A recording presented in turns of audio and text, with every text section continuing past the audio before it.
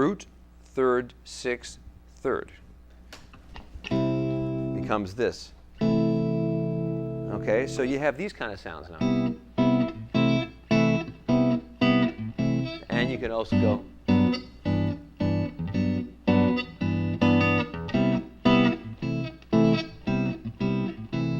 You might have heard some songs that remind you of that kind of thing. Perhaps you've heard something like this.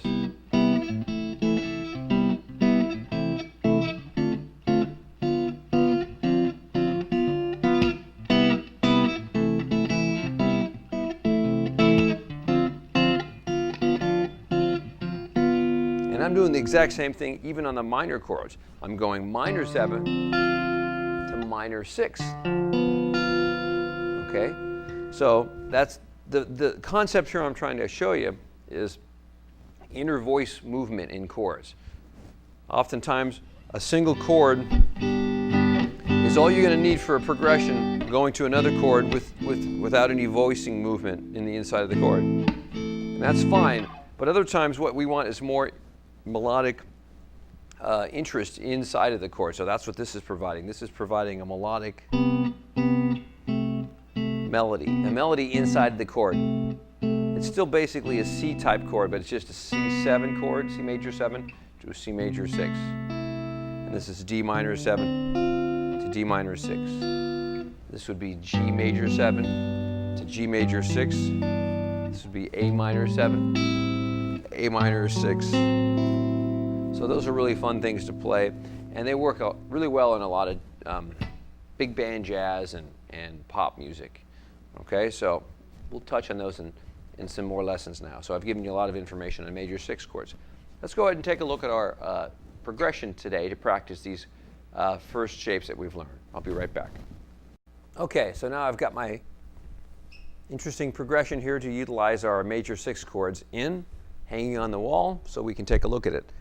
So as I told you before, major 6 chords have a lot of application in old-time kind of jazz and big band jazz, but they've also found a place even in more contemporary music lately, especially when you're trying to bring together sort of a flavor of more bright kind of sounds from the big band into like a pop world. So listen to how these chords over this progression here, I'm just going to play a little example of brighten up this major progression without, it doesn't sound quite as ordinary with major 6. It sounds a little bit more sophisticated, but it's still basically a simple progression. So here we go. Here we go. 1, 2, 3, 4.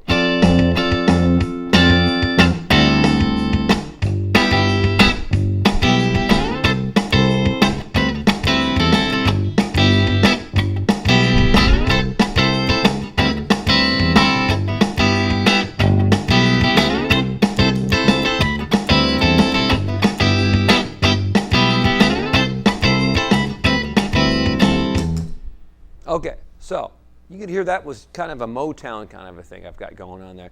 But instead of just playing G, C, and D, I added major 6 chords in there to brighten it up a little bit, but still keep it in the basic chord quality. So that's what I've got there on the board. We set up my progression with an intro, okay, an introduction. Before we hit the 5 chord of the progression, this progression is in the key of G, but I'm using G6 as my 1 chord. And remember, from our previous lessons, that's a quarter note rest. This is the quarter note attack, quarter rest, quarter note attack. And this is in 4/4. I didn't write that down, but it's in 4/4. Okay?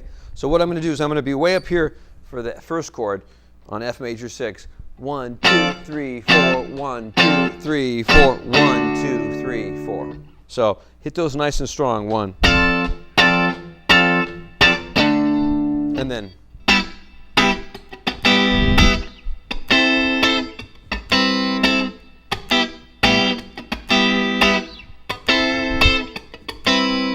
Okay?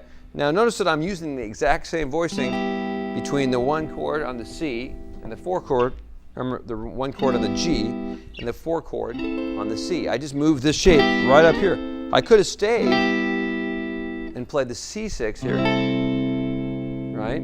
That's okay too. I just like the sound of the whole shape moving up and then going to the D chord here. Now I want to show you something on the D chord that I'm going to write down here. Maybe scoot this over. I thought this sounded better for a D chord. I made up a variation of a instead of using a plain D shape like this, what I did is I played a shape like this. And I'll explain what the voicing is, but I'm going to write it down right now.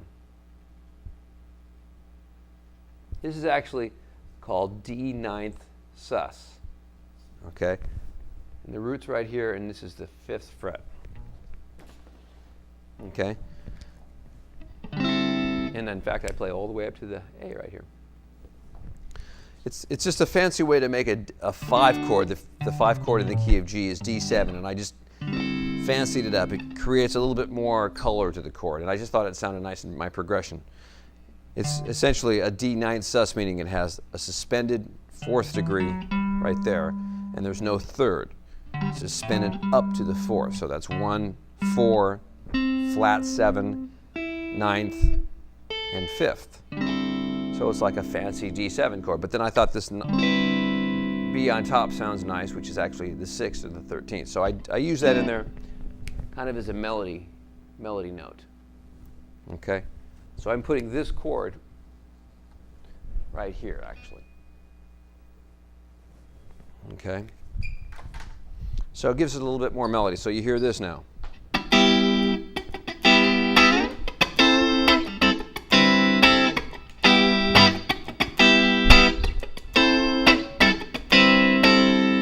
Okay, listen again.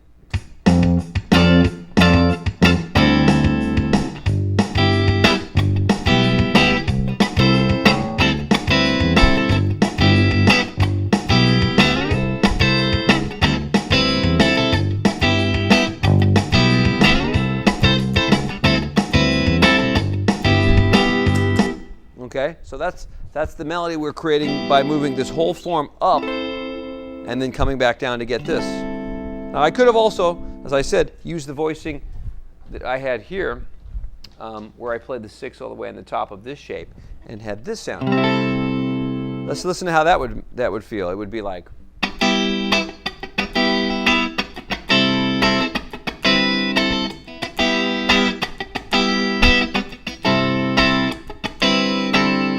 Okay, that's okay too. It just creates a different melody. It makes it a little bit more, the melody on the chords on the top, a little bit closer together. Okay, that's totally okay too. Okay, and then in my B section, I just went back to some minor chords that I'm sure that you've already worked on in my previous lessons. A minor 7 with the root on the 5th string right here. Okay, this is a bar. And then another minor 7 with the root on this 6th string. If you want to put the 5th on this chord, that's okay too.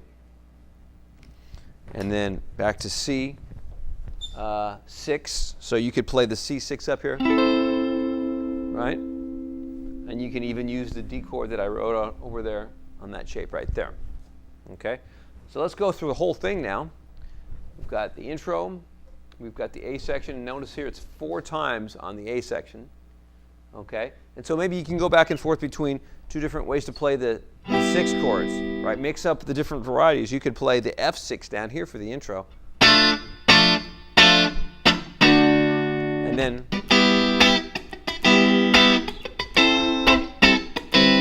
or maybe on the second 2 times you could go,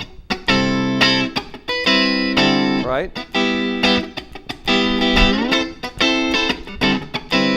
So you get, the more voicings that you learn, the more variety in ways you can connect over chord progression for a long time to keep it interesting. Okay, so here we go from the top. Let's check it out. 1, 2, 1, 2, 3, 4.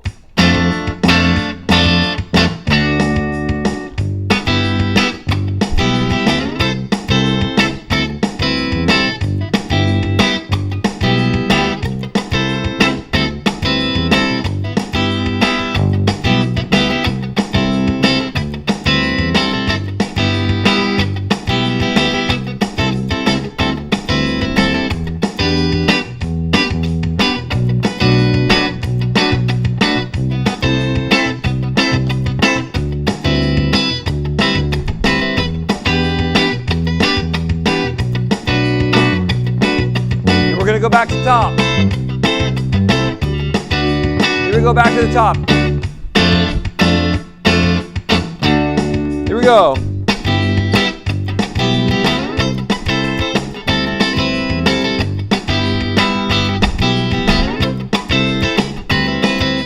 Here is another one.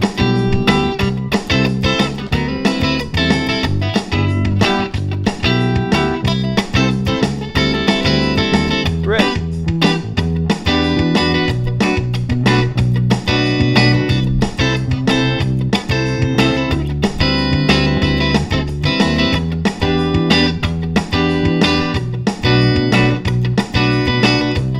Okay, now we're going to take my coda right here. Here's my coda. Here we go.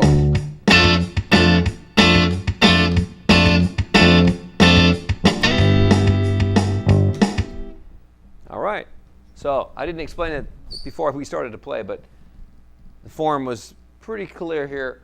DC al coda means go back to the top, play it all over again, and then when we hit this, it says to coda, which means we go right here. This is my coda, and it's just a restatement of the intro, just a little bit longer to the fine. Okay, so I tried to show you at one point when we were playing using this form. This one's a little hard to get to when it's fast, especially if you have to be careful of muting the string on the top because you're not using the open string there. So that's probably not the best choice. I think the ones that we stuck with were really good for this this recording or this example. Okay, so just to recap, major 6 from the 6th string and with the root on the top, major 6 on the 5th string with the root on top, and with the root in on the 5th string and the 1st string and the major 6 in the middle. Okay, and also major 6 voicings inside of movements, and also this shape. Okay, so that's our lesson today, and I hope you had a good one. And try to check these chords out in other tunes and look for them in songs that you might not have been able to play before. Try to find them maybe in some of the sheet music that you've looked across or come across that you didn't know what these chords were, and now you know and you can play them. All right, I'll see you in the next lesson. Dave Hill signing off. See ya.